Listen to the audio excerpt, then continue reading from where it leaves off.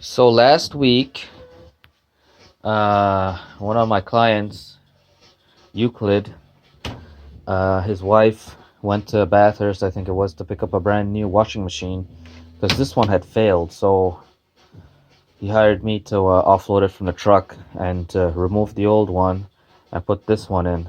I mean, remove this one and put the new one in. Install the new one. So he tried to fix it. He called a technician, and Euclid said that the technician told him that it was the motor that needed replacing. So I don't know if Euclid wasn't really paying attention, because I don't really want to doubt the advice of the technician, especially after the conclusion I've come to. But it's wrong because I ran tests on it based on research, and it's not the motor that's wrong with it. And unfortunately, I can't plug it in right now and run it for you. But what happens is when you put it into there was something wrong with the spin and the motor. And when I put it into service mode and I press this twice to spin it, it turns erratically. It would spin up and then it'll stop and it'll spin up, or it'll just kind of mumble there. There was some RPM, sometimes it'd be 0 and go. I think the max RPM I saw was about 200 RPM. Okay.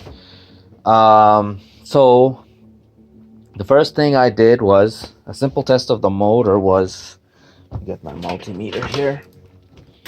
Okay, come around to the back. And unfortunately, when I first tested it, the unit was outside, so it was cold. I was getting a little bit less reading than I should have, but I figured it was the cold. Hold on. Okay, so with my meter here set to the ohms range, 200 ohms, let's make sure.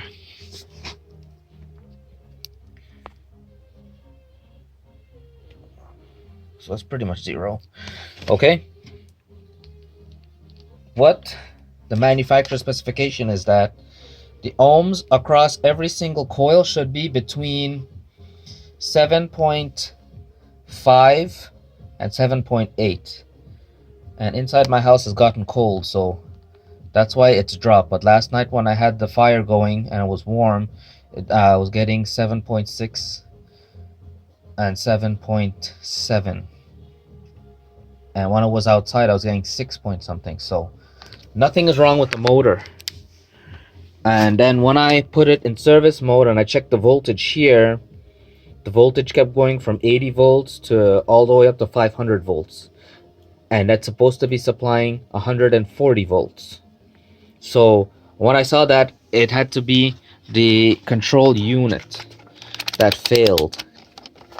I was hoping it would be this, because I saw in one video, service technician had his, that was making that grinding noises and whatever, and supposedly this nut was loose, and the spline here started stripping, and this stopped turning the drum.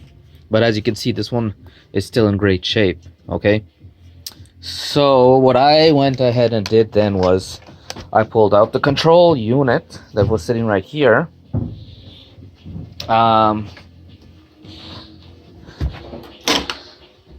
So I thought that, because on the video, it wasn't the same model as this, it was an older model.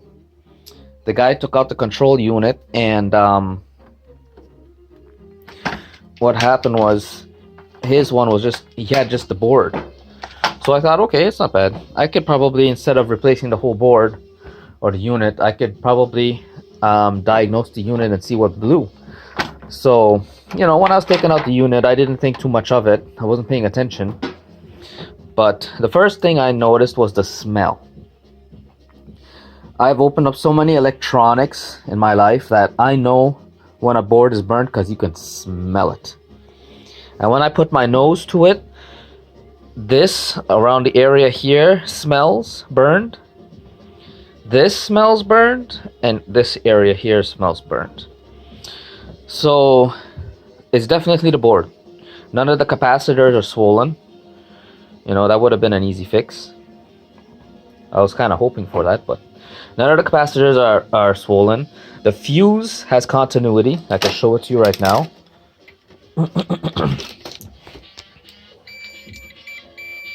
Okay. See if I can get this in the camera. No, I can't. Put it there.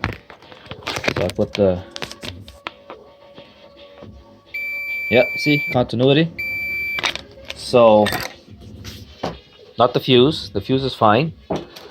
So, that's it. That's exactly what it is. So the next step would be to just take out the board and start, you know, probing around. And unfortunately, I can't do that. It's sealed in a gel silicone sort of thing, right? And yeah, that's the major problem. I'm going to try to take it out, but you know, now I can't service the board. And this specific model, I looked it up, and it's obsolete. They don't manufacture it anymore.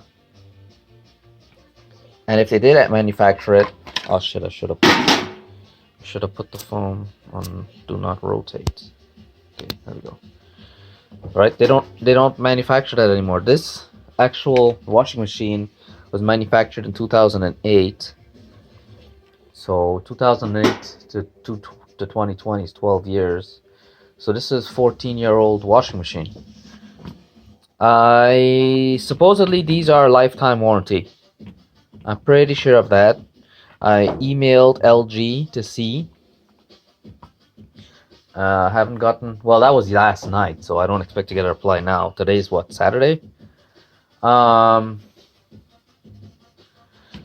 think I saw one on eBay in America, used, and not in great condition like this. You see, Euclid, his wife keeps the house very clean. There's no dust in here. There's no pet, nothing. They don't smoke. But that one wasn't in great condition, but supposedly it was working, used. $93 before shipping from America.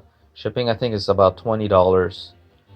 And I don't know about tax and import fees, so probably, let's say, $170 to get a new unit. And that would make it work. The other question I'm wondering is that I see a lot of these, it's the same number, but it's a D or a T instead of an R. This one is an R. I don't know if those ones can substitute, but when I look at the inside, the internals of it, you know, the plug arrangements and whatnot, it's not the same unit. So I don't know, but it's a bummer. It's a really nice unit. You know, when I had it working, you know, I've never used an electronic washing machine before. It's pretty interesting. And I was thinking, you know, frig, if I could fix it, I could sell it, flip it for $200. You know, it's a great unit. And then when I opened it up and looked at the construction, okay, because I was surprised. I was wondering where the motor was. I didn't realize I was staring right at it. Look at it. This whole thing is just based on pure leverage. There's no gears. There's no transmission.